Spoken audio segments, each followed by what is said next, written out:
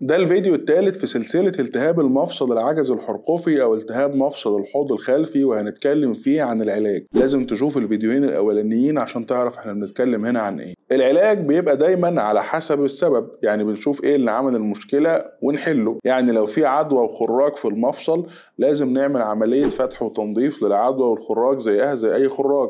لو النشاط الروماتيزمي مرتفع بنسيطر على الروماتيزم باستعانة بزمايلنا دكاترة الروماتيزم. طب لو مجرد التهاب بسيط يبقى ما نكبرش الموضوع، وده الغالب ان العيان بيبقى التهاب بسيط ناتج عن القعدة الغلط او ناتج عن تسميع من مشاكل العمود الفقري، وده بيتعالج بأدوية الالتهاب البسيطة مع جلسات العلاج الطبيعي ومع تعديل اللايف ستايل والقعدة المظبوطة. طب لو الحلول البسيطة دي ما جابتش نتيجة، من الحاجات الفعالة جدا اللي بنعملها هو حقن المفصل العجزي الحرقوي. بيجيب نتائج ممتازة جدا. أنا عن نفسي بعمله جوه أوضة عمليات علشان بيديني 4 ميزات أو 4 مميزات. أول ميزة إن هو آمن جدا، إحنا بيبقى تعقيم كامل، فنسبة إن تحصل التهاب أو عدوى نتيجة الحقن تكاد تكون شبه معدومة. تاني حاجة دقيق جدا، لأن أنا جوه العمليات بستعين بجهاز الأشعة اللي موجود، وده بتأكد بالظبط ان انا موجود جوه المفصل، مش 2 مللي او 3 مللي بره، لا انا جوه المفصل بالظبط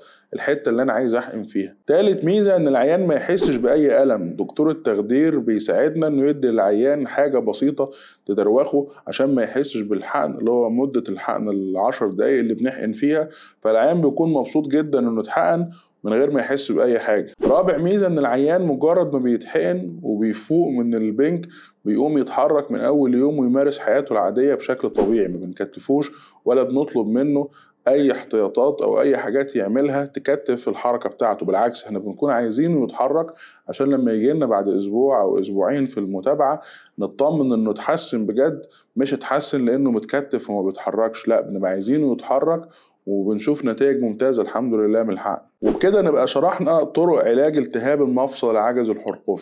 وفي الخلاصة عايز أكد على معلومة إن التهاب المفصل العجزي الحرقوي ساعات كتير بيكون متهم بريء، يعني العيان جاي فاهم إن الوجع اللي في ظهره ده من المفصل، بس المفصل بريء مفهوش أي حاجة. فالجملة الأهم اللي نطلع بيها أو المعلومة الأهم اللي نطلع بيها هو أن التهاب المفصل العجزي الحرقوي تشخيصه بيتم في العيادة بالكشف السريري، مش بالأشعة، مش بالتحاليل، وبالفحص أولا وبالفحص ثانيا وبالفحص ثالثا. أرجو أن الفيديوهات دي تبقى مفيدة لحضراتكم. افتكروا دايما أن الأمل موجود. سلام عليكم.